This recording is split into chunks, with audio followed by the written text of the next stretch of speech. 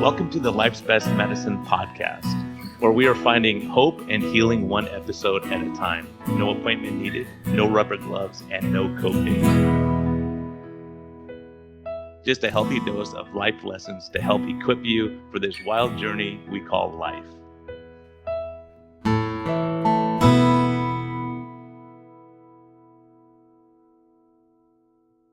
Hey everyone, this is a friendly reminder that we are here for entertainment purposes only. We may not even be that entertaining at times, but this is not medical advice. Talk to your doctor, check with your healthcare professionals before making any lifestyle changes or medicine changes. What we're talking about is our clinical experience and what we've seen. And so if you really want our advice, you can consult us. You can actually consult me as a doctor, or you can consult my guest and get all your questions answered. But we can't give free medical advice because we can't pay our bills with that. But we can help to educate you a bit and allow you to think a little bit. And always reach out to your medical professional before making any lifestyle changes. Thank you. Discover a new path to wellness at Arizona Metabolic Health. Dr. Brian Lenskis offers advanced medicine and personalized care, treating the root causes of your health concerns, not just the symptoms. Whether you're seeking direct primary care, effective diabetes management, or medical weight loss, with a holistic approach, our team is here to guide you every step of the way. Visit ArizonaMetabolicHealth.com today to learn more about our innovative health solutions. Hey everyone, I just wanted to thank our sponsors who sponsored this program here today, Health Code. They've been with me from the start. I greatly appreciate their support. And I'm so glad they pay the production costs so we can get all these stories out to you. So please support them. Health Code, they have great vanilla and chocolate macadamia shakes, and you can make bars out of it. There's so much you could do. Go to their website. They have tons of recipes. I've been making the vanilla coconut custard. That's great, and just make some good fruit in there and enjoy it, some berries. And so Healthco, thank you so much. MetHealth is our discount code with them. So METHEALTH, you get a little discount. But as the summer's here, let's eat some healthy food and enjoy ourselves. And please enjoy this episode. Hello and welcome back to Life's Best Medicine podcast. I got a good one today. I know I say that all the time, but this one I'm really excited about. We had to have some flexibility today. Both of our schedules were kind of crazy on this Friday. So Kurtis Lee Thomas, welcome. So good to have you. Brian, thank you for having me. I appreciate it. Yeah. And so tell people about what you're doing with breathwork, as it's one of those things in medicine. I remember when I first heard people talking about this, I go, come on, like what's breathing going to do? But there's so much science. When I started diving into it, I was like, man, there's so much. So tell people how you started and how you got into this this interest level, of like, how do I go into breathwork? Like, how did that happen? Like from what you were doing in life and how did you end up where you are now?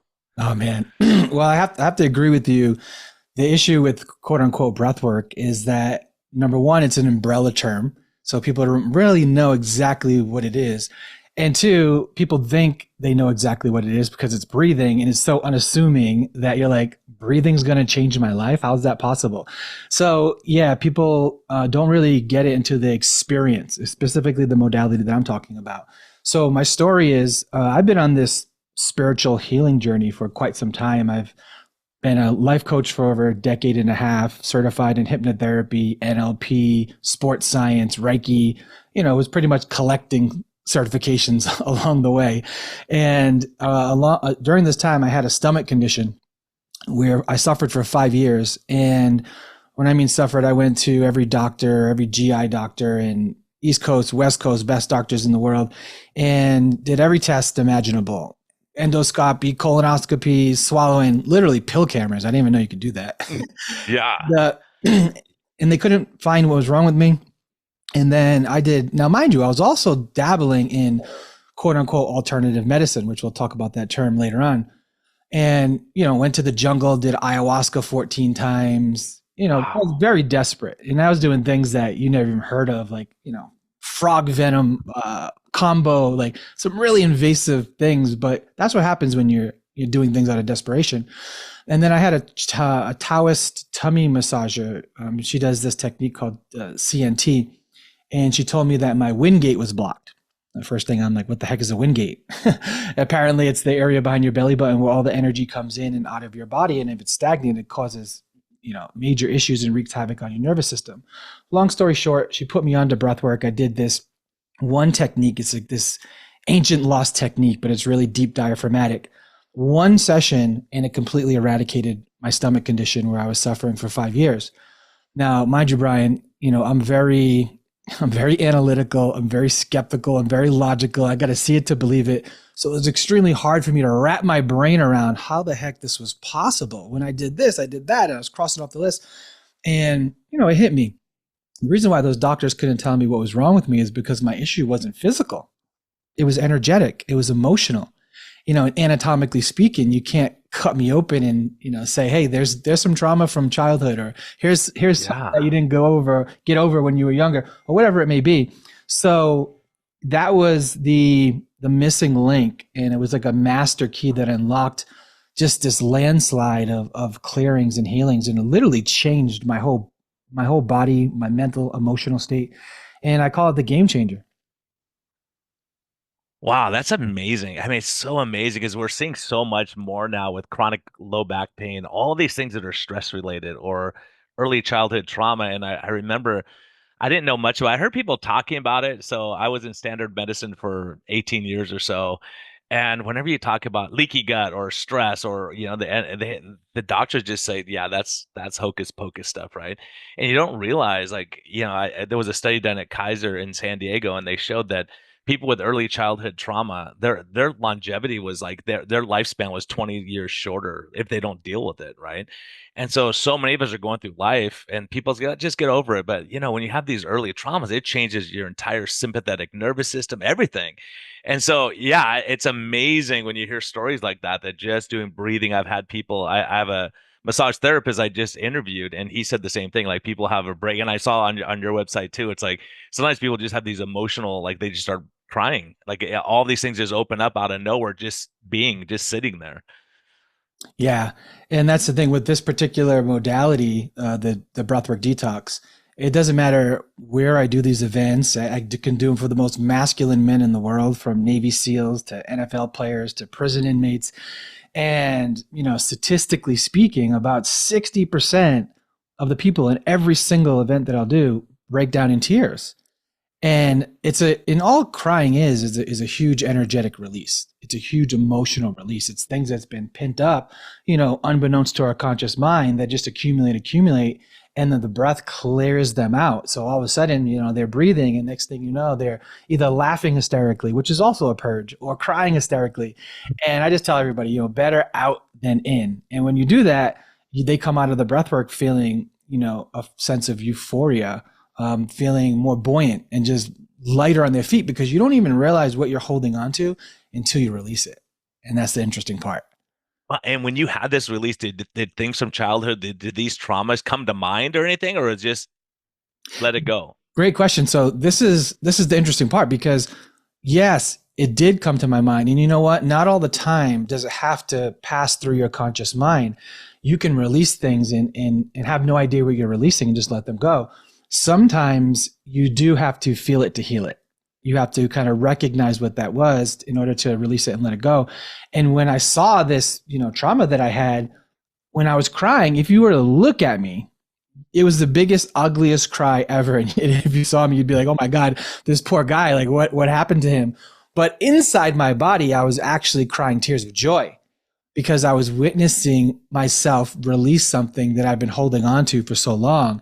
And that level of compassion, just filled me. And you don't always cry tears of trauma, and people get scared to cry, but really they're scared to release and let go. Yeah, to be themselves and to deal with those things. So many of those things we just lock away. We don't want to deal with it as we get older, and then we have these physiologic effects: gut health, gut issues, or irritable bowel syndrome, depression, anxiety, stress. There's so many things that we see. Is like, yeah, because I do volunteer work in Guatemala and Vietnam. I've been all over, and we see these things where people are having all these things, and my translator, who doesn't know anything about medicine, will go, this is emotional. Like, this is emotional, all these things. They see these constellation of symptoms, and you go, this is an emotional problem, not necessarily medical, but it becomes medical because we're having all these physical symptoms. Exactly. Yep. So it's amazing. So how do you do it in a group setting? Like, how do you do that? How did you get to it where you can have, people at Nike or NASA or whatever, like say, okay, we're gonna have 30 guys in a room and you're gonna breathe. Is that what you do? Yeah. Well, the thing about breath work, I'm definitely, I said I'm very logical, practical, and I am. But I'm also very woo woo.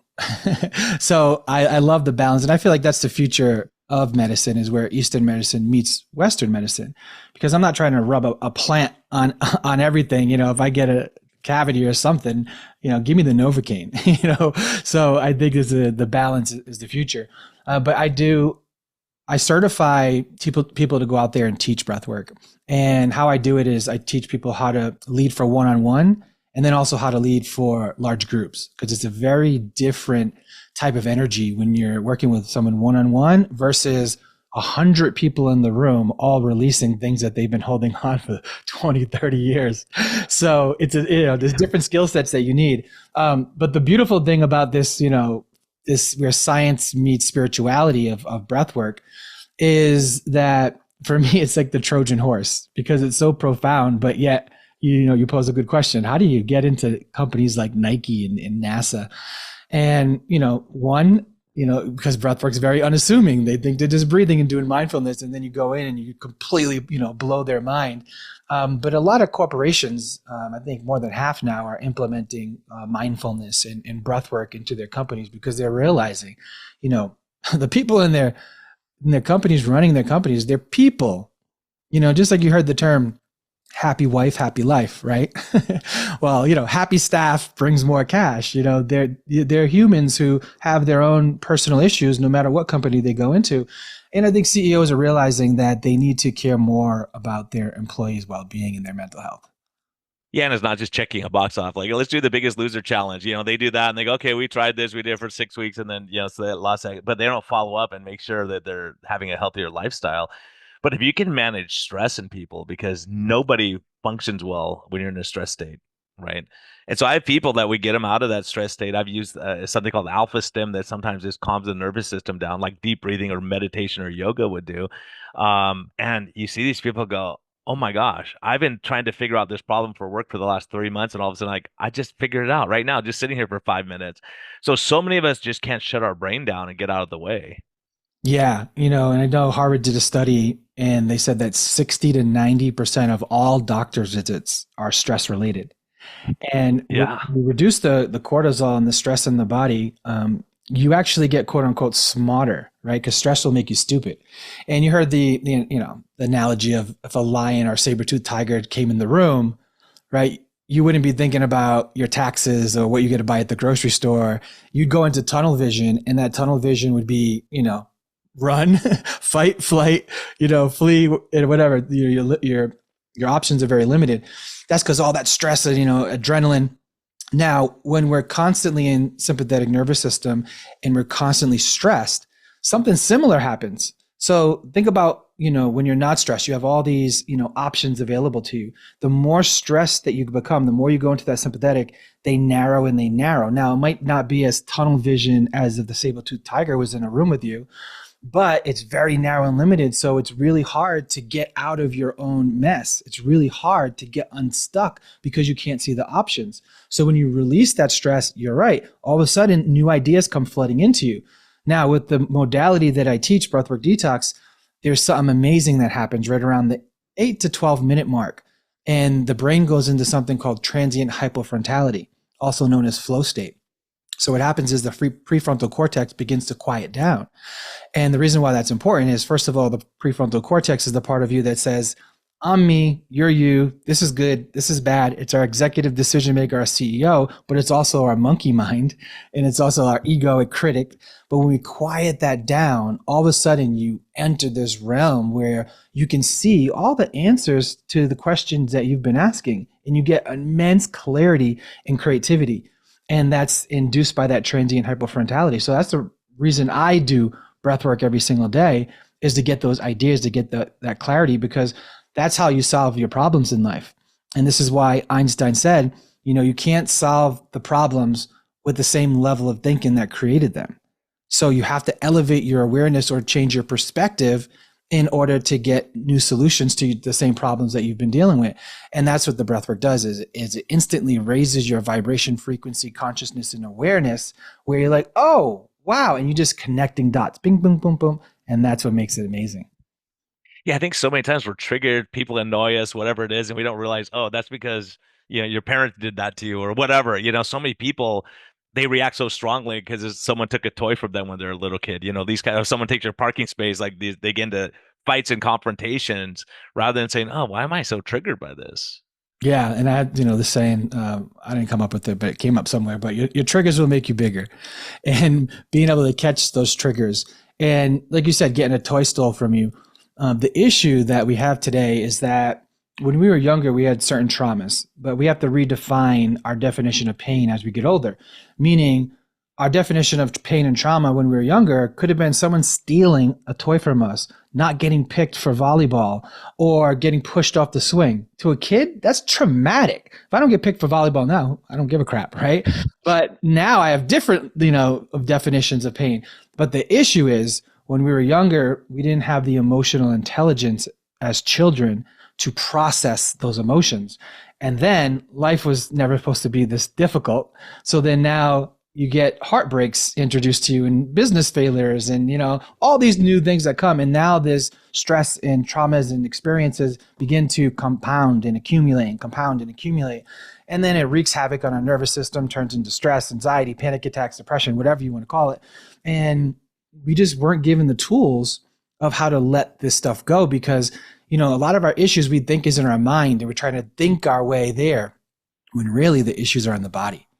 And that's because the body is a living library of all those heartbreaks, experiences, failures, and the body keeps score, but the conscious mind doesn't keep score, right? Just constantly just trying to move forward. So that's why they say the issues are in the tissues. The body holds on to the past, right? The mind looks into the future, but the soul ever wants to be present. So we need to learn how to release the past, and also the fear of the future and stay more grounded and present. Yeah, and that's so hard to do, and especially if you're working with, CEOs that have been type A, charging for the top of the hill and all this stuff the whole time, and they just never. Yeah, I know going through med school and residency and all that, it's like you're just on a path and you're just going, and you don't think, oh, I should just relax today and go look at the ocean or just take a breath and slow down. And so many people, they're on this drive. I see it all the time, and I do a lot with diabetes and obesity. And I see it's like, oh gosh, when I have that middle-aged real estate agent going through menopausal stuff, and she's trying to eat everything right, I'm exercising, I'm doing everything right, and nothing's working. And you go, oh, how much are you breathing? And you see they're not breathing. They're always just on this sympathetic overdrive all the time. Because while we're having our meeting, she's like, hold on, let me send this email. I'll be right with you. Hold on. You're like, wait a minute, you don't even have like 10 minutes to like focus on something. But it's amazing how much people are multitasking, just always under this chronic stress. And it's almost stressful. I know I speak from experience, but when I was in the old practice, I was working 18-hour days all the time, getting up at 4 a.m, going to the hospital, getting home at 9 p.m, those kind of things. And you realize you're on this drive all the time. And if you sit and relax, you're thinking, I got so much stuff to do. I'm going to fall behind. I'll never catch up on my messages and all those things. And so how do you help people like that? Yeah, that's like helping me. Yeah. Because, I've been an entrepreneur my entire life, pretty much. I think I only had one regular job. So that lifestyle resonates with me, and I'm still that way. But for me, I think, and everybody else, you have to define your priorities, and you have to make yourself a priority. So, for me personally, I say, okay, I need to grow my business. And when am I going to do that? And that's going to be from, let's say, 9 a.m., to whatever, 6 p.m. Okay, now I'm my number one priority. So what I do is first thing in the morning, I have a few hours set aside for me, and that primes my entire day. So, I do a little bit overboard, but, I'm doing meditation, I'm doing stretching or yoga, doing cold plunge, I'm doing breath work, but I do those things in the morning, I get them out of the way. So by the time 9 a.m. comes along, I already finished everything I needed to do for the day, and anything else I do during the day, whether it's, 2-minute little breathing exercises or, just checking in on my awareness, that's just extra credit. But the number one thing is you have to prioritize it. You have to carve out time for it, just like you do your job. And you have to work harder on yourself than you do your job, because you are the longest relationship you're going to have in your life, right? You are the greatest investment that you're going to make ever in your life. So it doesn't matter if you're a CEO, if you're a hopeless romantic, you are the number one priority, and everything else comes after you, because when you're healthy, happy, and whole, right, everything and everyone else around you is better and benefits from that. Yeah, and I think that's the hard thing is like on the airplane, putting your oxygen on first. A lot of people who are caregivers, they're taking care of everyone else, making sure everyone else is okay, but they don't ever have time for themselves. And that's really a tough place to be in. A lot of really kind, decent, loving people are in that situation where they're worrying and making sure everyone else is taken care of, and they never meet their own needs and say, "Hey, let me take half an hour just to breathe or relax or contemplate life." Yeah, I mean, I get that because my mother is a giver too. But the issue is you can't destroy yourself trying to save somebody else, right? And you also can't feel bad for outgrowing people who had the chance to grow with you. So, if you're one of those people, you just have to prioritize yourself. It's a non-negotiable. The natural ebb and flow of life is giving and receiving, right? It's like the breath, literally. You take in as much air as you give out, and giving has to be equal amount as what you receive. And, if you take too much, right, then you'll suffer from that. And if you give too much, and you'll suffer from that. And it's a lot harder for those people because they are like, well, I gave. And then they feel bad for themselves because they're like, I did this, I gave, I was a nice person. Yeah, but you didn't respect the laws of the universe. And that is the balance between giving and receiving. Yeah, because then you just burn out. If you're always giving, you just burn out. At some point, you go, screw it, I'm not doing this anymore. I need to, because we get sick, we get kind of what you dealt with, So it's pretty amazing, what you're doing. And I'll tell you, the power of it's really, people don't appreciate the power of breath work. And I was just in Guatemala on a medical trip, and I saw this lady, and she was tightly wound, a lot of life stress. Husband left her, came to the U.S. and found another woman, and she has 3 kids at home. It's just a stressful situation for her. And she was getting her ear cleaned because she had some earwax. And then, I'm in the other clinic, and they come running over. Doctor, you got to look at her right now. This lady is like dying. I'm like, really? I just saw her. She was fine. Anyways, they were cleaning her ear, and she had a panic attack. So she was like turning blue and like hyperventilating. And this one guy who he came with us on the trip, he goes, I don't even know what the heck I'm doing here. I barely know Spanish. I don't have any medical training. And this guy, when I walked in, he's saying, okay, let's breathe. He's calming her breathing down. And he totally, like, by the time I got in there, she was smiling and laughing again, just from having someone who understood breathing to slow it down. Because once you get into that hyperventilation state, it's hard to get out of that. Yeah. It's something I struggled with was panic attacks. And I don't think people, unless you've actually had them, I don't think people realize how horrible they are. They literally feel like death. Like if I, I had, I was an athlete and I was BMX racer, so I've experienced close to death before. And, panic attacks is the closest thing where it's like, I'm dying. I am dying. Bring me to the hospital. And I've checked myself in quite a few times. So yeah, tons of people are there. They've been to the hospital 3 times. And I have people that go, I know what it is now because I've had it so many times. If I can just control my breathing right from the start, I don't have it, but it's hard because they happen out of the blue. It's not like you're afraid of spiders and it happens. It could just be you're with your friends having a good old time, and then boom, this panic sets in. Yeah, and I think that's the thing. I remember the last time that I filled my prescription. I think I was taking Ativan or something like that, and there was this my doctor wasn't there. There was I don't know if they call him substitute, and she told me, she's like, hey, listen, I'm going to refill your prescription, but I want to tell you something. And I want you to know that you're on a dark path. And I was like, dark path? Like, I'm a Star Wars guy. When she says that, I was like, what do you mean? It's like, by having these, like, do you carry one in your pocket at all times? I'm like, yeah. And she's like, that's a safe, sense of comfort. I'm like, yes. She's like, well, by having these and taking them when you feel like you're going to have one, you're actually triggering more. And I was like, oh man. And then she's like, well, let me show you this technique. It's very simple. It's called straw breathing. Next time you have a panic attack, I want you to do this straw breathing. And she says, just pretend like you have a straw in your mouth, or you can actually take a straw, cut it in half, keep that with you. And you just put it in your mouth and you breathe regular. And she says, when I say breathe regular, that means don't suck it in extra hard and don't try to push it and force it out. Breathe regular through the straw as deep as you can go in, and then breathe slow until you're fully out. And she goes, what that's going to do is by constricting your mouth like that with the straw, it's going to put the exact amount of CO2 versus oxygen that you need. So you don't kind of like over breathe. Because most people, they'll try to breathe in more air, but they really just need to breathe out more. So anyways, now this is interesting because it was actually 3 a.m. and I was in a dead sleep and I woke up with a panic attack. That was the first time that happened. So I reached for my Ativan, and when I was having panic attacks, I would take 3 of them. You're only supposed to take 1 milligram. I was taking 3. And I had 3 in my palm, about to put them in my mouth. And I just heard this lady's voice, you're on a dark path. Get the straw. Yeah. You're on a dark path. You're on a dark path. And I was like, oh no. So I closed my eyes and I just started this stupid little technique that she showed me. And when you start the technique while you're having a panic attack, this is where you feel like you're going to die the most. And then maybe a nanosecond before I was about to quit, it was almost like I heard a noise go poof. But it was really like my whole nervous system just went out of fight or flight. My heart rate immediately slowed. I felt this calming over my body and this sense of peace. And I put the pills back in the jar. And then I didn't need them since. And that lady saved me. And that was the first time I learned about breathing. And it took me another 10 years to become a breathwork coach because I needed some more trauma and pain to realize how powerful it was. But that was my first experience. So you can get yourself out of a panic attack by doing simple straw breathing. It's amazing how this isn't talked about, right? In medicine, and I've seen withdrawal from Ativan, Xanax, those things. It's horrific. It's horrific withdrawals.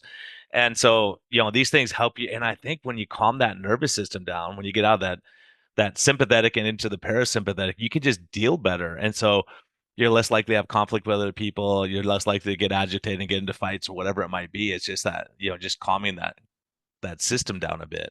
Yeah. And what I loved about it is that, she was this Western doctor. Like I didn't learn from a guru in India or, in a yoga class. A doctor taught me. And that's probably why I listened to her. Because she's the one that wrote me the prescription. So I'm like, okay, but she must know something. So, that really helps solidify how important this is. And that's why I love this podcast and what you're doing right now, because you're doing exactly what she did for me, for other people. And I think that's the evolution of where medicine's going, because we are the medicine. Yeah. I think we have to look at that. Western medicine has been so arrogant. Sometimes you see these things that they've done for years and years. Like when I do my volunteer work, these people are doing stuff. You're like, how do you know? And I go back and research. I go, man, like the people with really bad diabetes in the middle of the jungle in Guatemala, they figured out that if they use the guava leaf, the leaf of the guava, they put in this tea. He didn't even know what it was. He goes, my wife makes this leaf tea and my burning of my feet gets better and I don't pee as much and my vision gets better. I'm like, really? So I started looking up, like, there's tons of studies on guava leaf, like decreasing the sugar excursions from diabetes. You go, wow, like these guys figure, like he doesn't have the internet. How does he figure out? They just passes down and people get it. And like, the Chinese medicine, and you see these things where, like you were talking about your energy being off, and it's really wild. As a matter of fact, I was actually interviewing a guy recently who's a hypnotist that does medical like hypnotism, and he was talking about tapping techniques. I'm like, come on! And I started looking at research. I go, there's actually some solid research with lowering cortisol and stress hormones and all that, just by this energizing of the body. I don't know if you have any experience with that at all. Yeah, tapping. I don't teach it, but I'm familiar with it. Yes. Yeah, I just don't know. I mean, it's one of those things. I have people that swear by it, and other people go, yeah, I don't know. It doesn't really do anything. But I think breathing, I have so many people that say breathing saved my life just when I learned how to breathe. And it's crazy because we don't, like, this is something we do all the time. So how does a typical person out there learn how to breathe better? Like if they're breathing through their mouth, should they breathe through their nose now? Or how do they, the average person, what can they do to make life a little bit better and turn off that sympathetic drive a little bit? Number one is awareness, right? Being aware that you're not breathing correctly. And, whenever I do group events, I'll have them put a hand on their belly, hand on their chest, and I'll say, on the count of 3, everyone take the deepest breath you possibly can, and I'm going to see who takes the deepest breath. I just gamify it, but really I'm doing something else. So they all go, they take this deep breath and then they let it go. And I said, okay, well, 95% of you are breathing wrong. And they're like, oh. And what happens is when everyone took that deep breath, they're breathing up into their chest, their clavicles, way up here. But really, when we take a breath, our belly is supposed to move. And nobody's belly moves. And if you watch a dog or watch a baby breathe, when a baby takes a breath in, the belly moves. But why doesn't that happen for us? Well, something happened to us called life. And life is filled with all this, stress and traumas and whatever. And the muscles in our diaphragm tense up, and we're not able to breathe down there. And also on a subconscious level, we don't want to breathe down there. And that's because we hold a lot of emotions in our belly and our hips. So we believe if we don't breathe down there, we're not going to be able to feel any pain. But really, we prevent feeling joy. And not to, can't forget that 80% of our serotonin is produced in the gut and 80% of our immune system is produced in our gut. So that's 80% of your health, happiness, and energy is in your belly. And we're not breathing the most vital life force energy on the planet into that particular area. So that's number one. Start taking deep, conscious belly breaths. And 99.9% of the time, we should be breathing through our nose. When we sleep, when we run, pretty much everything that we do. Now, might sound contradictory, but the technique that I teach is in through the mouth, out through the mouth. And the reason why that is because it's called Breathwork Detox. It's a detox. You're detoxing physically, energetically, emotionally. And you can't release and detox and achieve what we achieve by breathing through the nose. It's impossible. And if you just look at the body's natural response or mechanism that it uses to relieve stress, tension, and pain from the body. So right now, if my body was to tense up and I was to have all this stress and all this tension and it would build up and build up and build up, then my body, when it got too much, it would do this. Yeah, sighing. It would do something called the sigh of relief. Yeah. It's the body's natural way of relieving pent up stress, pain, or, whatever is accumulating in the body. So we induce that. And we do this cyclical, this deep diaphragmatic mouth breathing that mimics the sigh. And we continuously do that. And now it's just an energetic exodus. You're releasing anything stress that's been holding on to. And then you just go back layers and layers. And now you're going back years and years and years. And that's why they say it's like 20 years of therapy in one session without saying a word. Wow. Yeah. And I've heard that before too. You just get these breakthroughs without even having a discussion. You're not talking about this stuff and it just breaks through. It's pretty amazing. It's pretty amazing because, like you said, a lot of these people, it's like you have a weight off your shoulder because sometimes you don't even know what's bugging you or what the problem is. And then you just come to terms with it right now. Exactly. Yep. And sometimes, like with counseling, you're like reliving the whole thing over and over. And there's a lot to it. I was reading about it. You could correct me if I'm wrong, but they say if you think about a happy memory, like graduating, getting this award, getting married, it doesn't change your physiology as much as you say, tell me about something traumatic that happened at this car accident or something like that. And people will feel their heart rate will go up, they'll breathe faster, and they really feel that it's like they're back there again to that traumatic event. Yeah, because the subconscious mind doesn't understand or whether you're living something in real life or imagining it. So if you're just imagining something, you'll still trigger all the physiological symptoms. Your heart rate will go up, and that's the whole reason the polygraph works. So your heart goes up, you start to sweat and whatnot. But it does work when you do get into gratitude. But it's one of those things like negativity versus positivity. For some reason, it's like when someone talks negative, someone can talk positive to you, and it's just like, Teflon just like bounces off you. But then, you say one negative thing and it just sticks like super glue. Yeah. You can tell so true. It's beautiful, for 10 years, every single morning. And then one day you tell her she looks fat in that dress. She'll remember that for the rest of her life. Oh, yeah. You're not getting past that ever. You know what I mean? It's like, that negativity is just like super glue to us, and it's just so powerful, Well, it's not only super glue. I was reading about that too, is all these negative self-talk that we have all the time. Like people are saying, you can never do this. You won't lose weight. You blew it last time. You're going to blow it again. And you get so in your head that like, that's who you're taking with you on this journey. You want someone who's going to be positive. You got this. Just do a little bit more today. You can do this tomorrow. And so many people I talk to them and they're afraid. They go, I know I'm going to fail. Like, oh my gosh, you haven't even started yet. Yeah, exactly. They think they're going to fail. And I think that's a problem with the world because, and I don't want to go too deep, but I'll just say the average number of thoughts a human has per day is 40 to 50,000. And 80% of those thoughts are negative in nature, which means only 20% are positive. And 98% of the thoughts that we had today are the same thoughts we had the day before. So we're stuck on a hamster wheel recycling these crappy emotions. But then you look at the world, right? Go from the micro to the macro, and the news is putting 80% negativity into the world, on a good day. Yeah, on a good day, if not, more, it's probably changed. So you can ask, I guess you could pose the question, are we consuming the news? Are they creating the news? Are they reporting the news? So it's this vicious cycle that we're all, stuck in of negativity. And we do have to take our control of our own life and reprogram our brain, and starting with that internal dialogue of, I'm not enough. I'm not worthy of love. I'm not worthy of success. I'm going to fail. And that's something that every single person listening to this podcast deals with. And sometimes you don't hear that stuff. We don't know if we're listening to our thoughts, or actually thinking our thoughts. And even to this day, science has no idea where thoughts come from. They know the cerebral portion in the brain where thoughts are interpreted, but we don't know where they come from. And if you look on, metaphysics and energetics, it's the frequency that we're emitting from, our body and the quality of our thoughts, which will attract the same thoughts. And if you have a low vibration and you're constantly in the negative self-talk, well, you're going to feed and attract more negative thoughts. Like, it's like you feed the little seagulls at the beach, right? As soon as you start doing that and you do another one, next thing you know, you got a flock. Yeah, the flock is there. Trying to jump you because they're like, oh, this is food. Right. So we can't feed this world this negative energy. We have to take it in our own hands and learn how to reprogram our brains. And if we're like, well, how do we do that?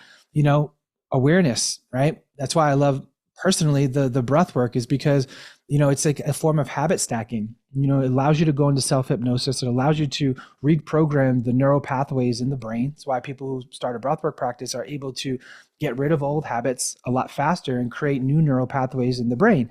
And when you start doing that, it changes everything, because they say nerve cells that fire together wire together, which means that the more crappy thoughts you have every single day, your brain takes the path of least resistance, and you'll just go into that default. So whatever your default is, which is crappy thinking, your brain's going to automatically go there every single day for the rest of your life, unless you do something consciously to break those patterns. And, breathwork's one of them. Positive self-talk is another one. Some form of affirmations, is another one. And also just feeling good about yourself, doing the right things. Like what I noticed, which was the most detrimental to me, was keeping I kept my word to, it was a very big part of me, to everybody, right? It's just always like, if I say I'm going to do something, I'm going to do it. But then I also had to keep the word to myself and keep my own promises. And if I say I'm going to go to the gym tomorrow morning, go to the gym. If I say I'm going to take the trash out, or, fill up my gas tank and, on the gas station instead of doing it in the morning, it's those little tiny micro promises that we make to ourselves that the subconscious recognizes and records it all. And what happens is, if you say you're going to go to the gym on the 1st and you don't, and, you'll forget about that, but your subconscious doesn't. And what that does to you is it chips away at your confidence and your belief in yourself. And when you can just build up confidence in yourself, when you can look at yourself in the mirror and say, I do what I say I'm going to do, and right now I'm doing my best. Confidence is everything. My first book that I wrote was all on manifesting, and not just the law of attraction, but all the laws of the universe that coexist with one another. And, we're constantly trying to create a better life for ourselves, right? Yeah. But, it's a lot simpler than what we do. And it's like, instead of trying to manifest love or money or, a new house, manifest confidence. Because if you can manifest confidence, your energy is going to change, which is your manifesting instrument, which is your body. And then all those things that you want are going to become far easier. Not just one of them, all of them. Yeah, it's amazing. And I've seen that in people. I have friends and, I have family members, and you watch, like, some people are just, everything's negative. Like, this is going to happen. What's going to happen next? They're in that mindset. Then all the bad stuff happens to them all the time. You're like, is it just because they're manifesting that, because they're so negative about everything? And other positive people, like, I've had people, break an arm and they're like, oh, no big, I still got my other arm. They deal with it. And other people break a pinky nail and they're like, oh, I can't work. I can't do anything. And my whole life's over, Yeah, I mean, it's just, it's mindset. It comes down to mindset and belief. But all that can be changed and rewired. That's the beautiful part of it. How long does that take? Like, if you had a new client that you're working with, and you do one-on-one or groups too, like, or generally you're doing one-on-one, like if you're really trying to help someone have breakthroughs? Yeah. So I stopped doing one-on-ones a long time ago. And I only work in group settings, whether it's a group event or trainings. And here's the answer. Science will say 21 days to create a new habit. So, and then people will say, or healers will say, healing takes time. Uh, Me personally, this is coming from Kurtis. I realized that it takes as long as you want it to. You can say like, how long does it take to change your life or quit smoking?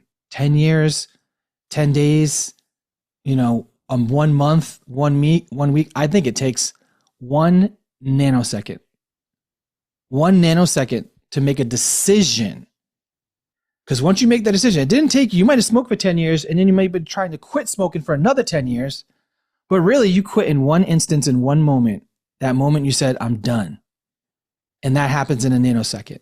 And I had personal experiences in healing where this, it's a long story, but a lot of messed up things happened to me. I broke up with my girlfriend, and she cheated on me with my best friend. And then my business partners, stole $30,000 in inventory from me and started his own company. And like, this all happened in the same week, and I was sitting there like, I literally told myself like, wow, this one's going to take me a lot to heal from. And I'm like, so it's like, how long? Yeah. 2 years, 1 year. And then I had an epiphany, Brian, and this epiphany came into me, and literally from one moment to the next, I was fully healed, and I forgave all three of those people in an instant. Wow. Yeah. Instantly. And at that moment, that was God talking to me, telling me, you don't have to, you can't change the situation. The only thing you can change is your perception and your perspective on what happened. So healing happens when we change our perspective, not time. Healing doesn't, if you don't ever change your perspective, it's going to take forever. It's never going to happen. You got to change your perspective, right? Your view of that. That's and it. I think that's true of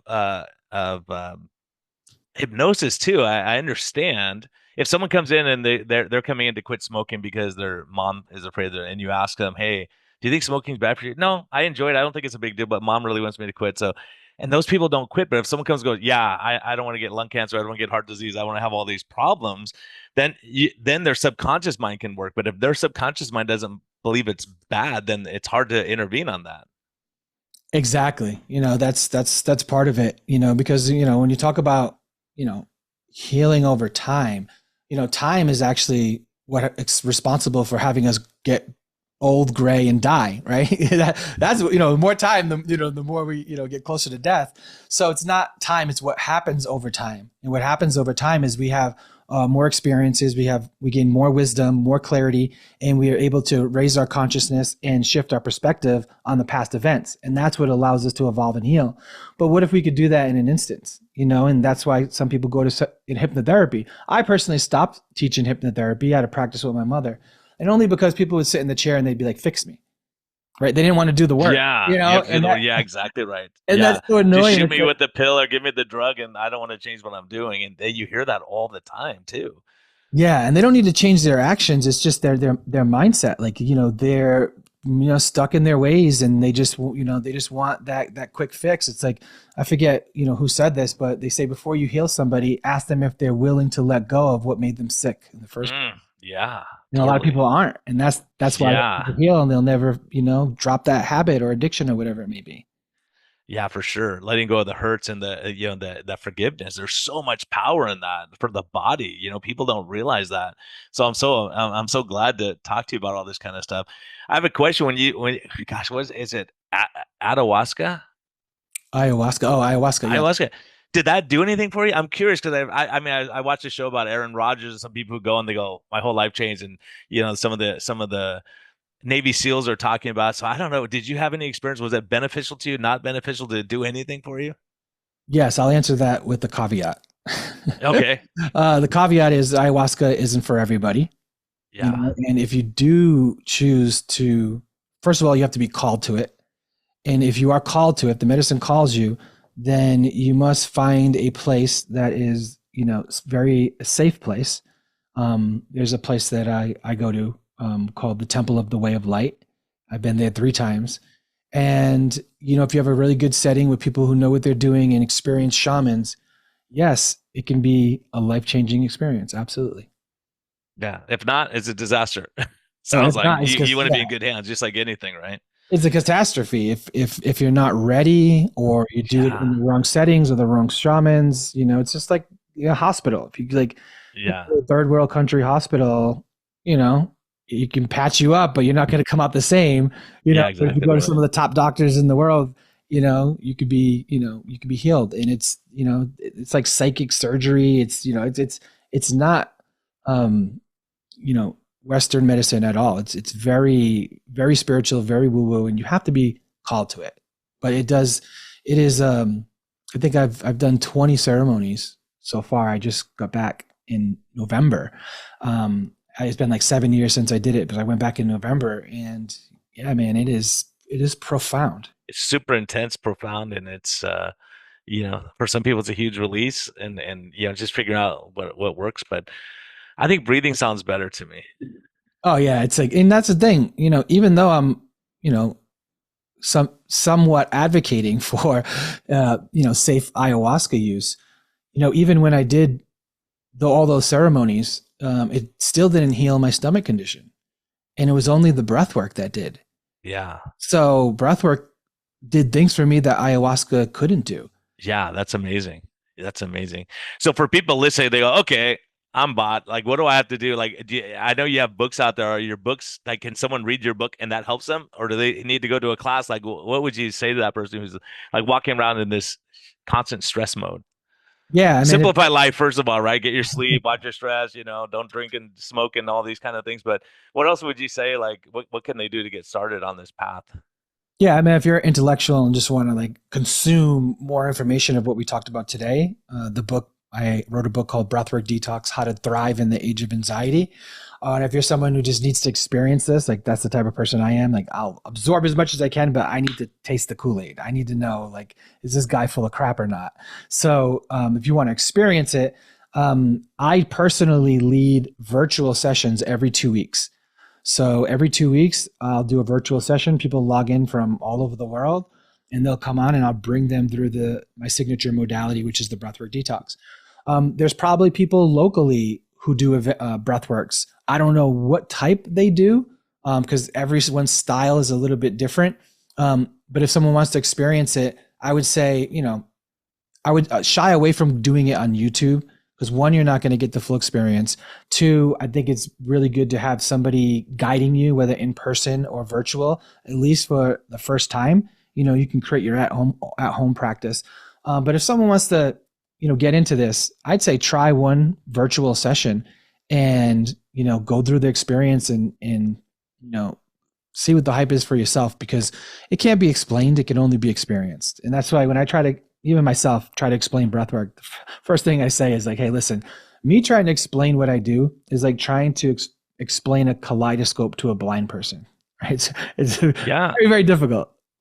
Well, it's like having someone who's a great golfer and you go, show me how to do it. And they're like, can't. They Yeah. just do it. They just know it's their muscle memory. They know how to do it. It's like, I can't tell you. There's certain fundamentals I can tell you, but I can't tell you how to hit the ball like that or whatever it is, or shoot a basketball, whatever it is. Like some people just have that natural thing where they can do it. So yeah, I like the idea of doing the virtual. That's pretty cool. That's a pretty cool thing. Because do people generally do one, or they say, okay, I'll do it every 2 weeks, or how do they do that? Like in practicality? Yeah. I mean, some people, they'll come in just for one, and next thing you know, I see them at every single one of my events.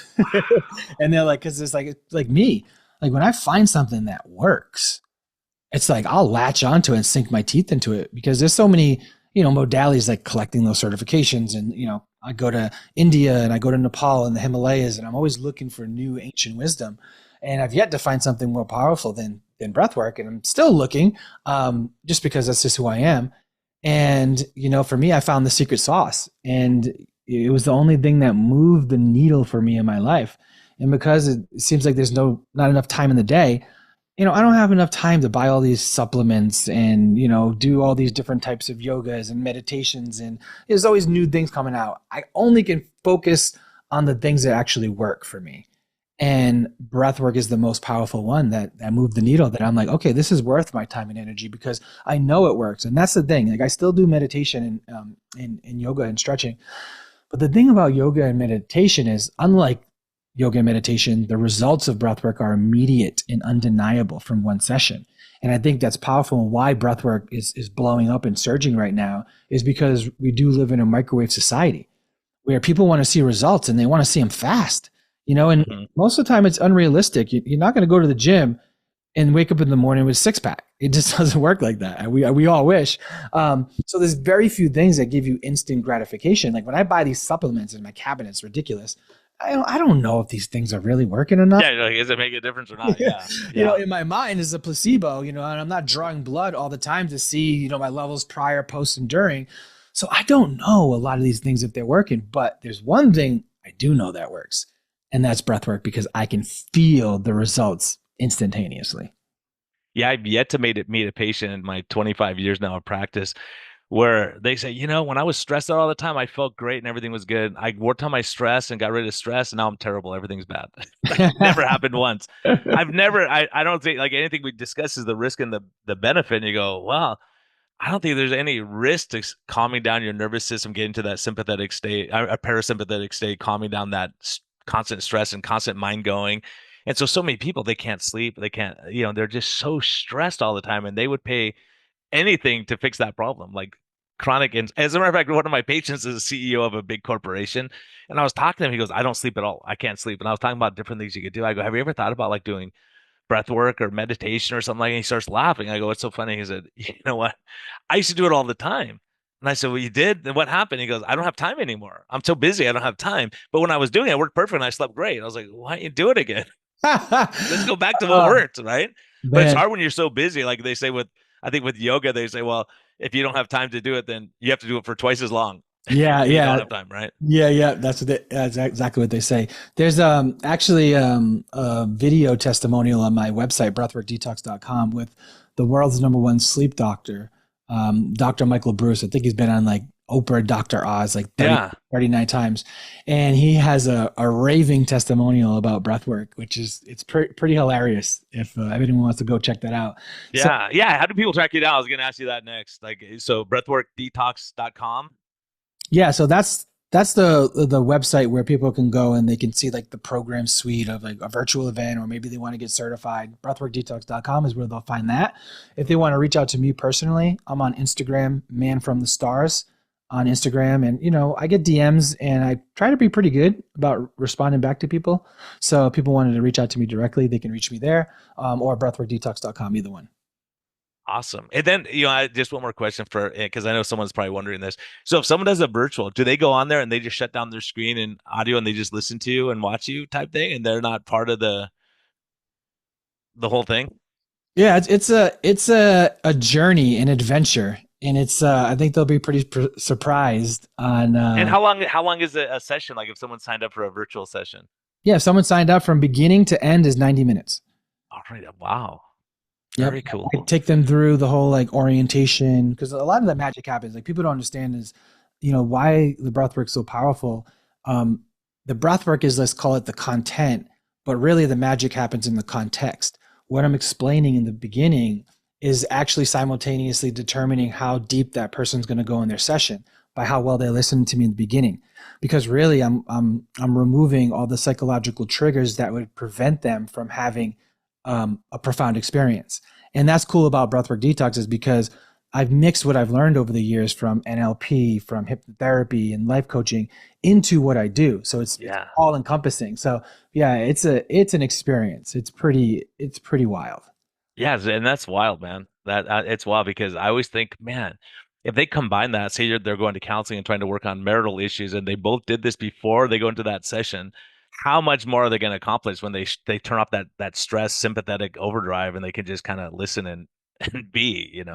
I think it's the future, because I started off with conversational therapy, and I've worked with some of the best therapists, and now my therapist is ChatGPT. But anyways, conversational therapy I think is, I don't know, outdated, or it's not as effective, because if somebody has issues, they can talk forever about it.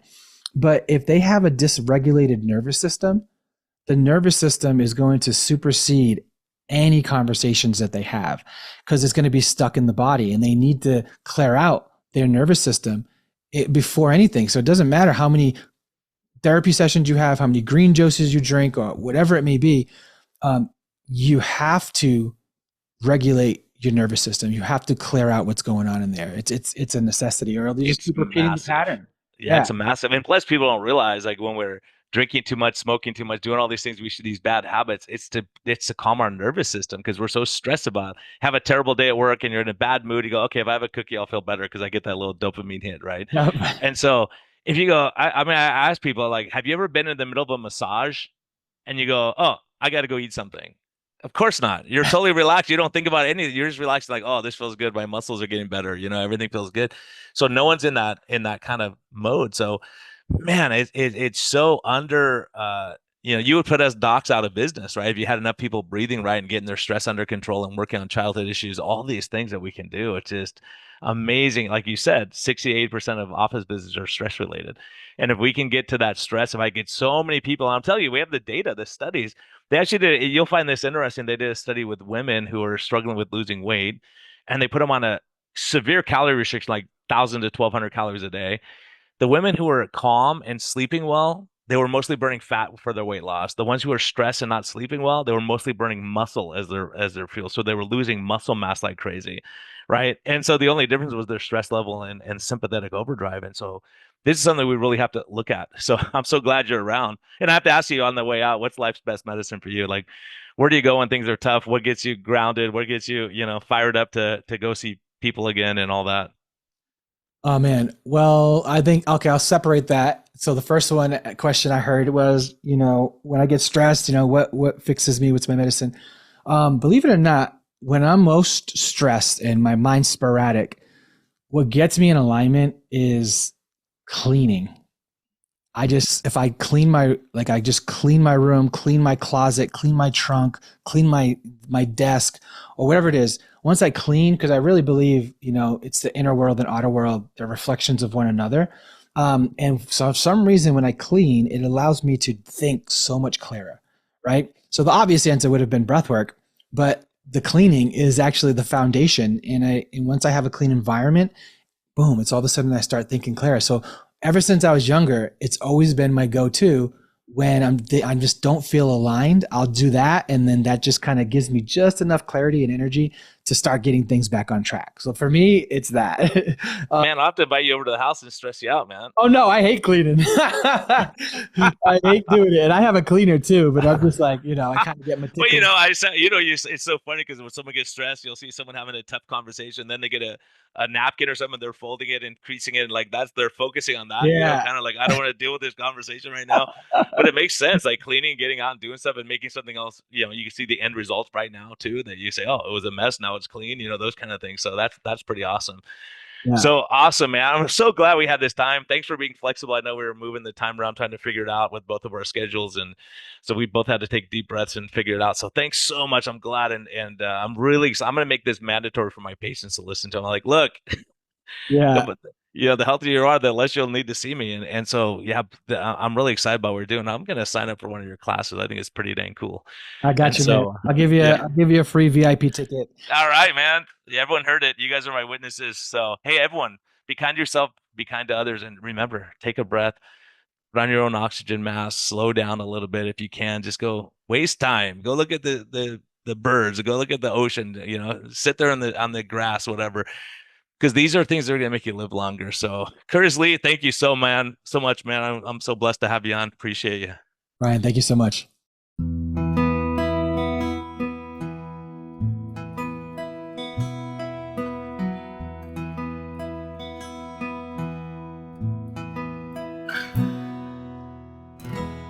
Thank you for listening to this episode. We greatly appreciate your support. We would greatly appreciate a positive thumbs up on all of the platforms like iTunes and Spotify or wherever you're listening. And we just thank you for our Patreon supporters. We greatly appreciate your help in getting this message out. We think there's a lot of important information. And hopefully this helps you. Have a great day, and thank you for listening, and thank you for your support.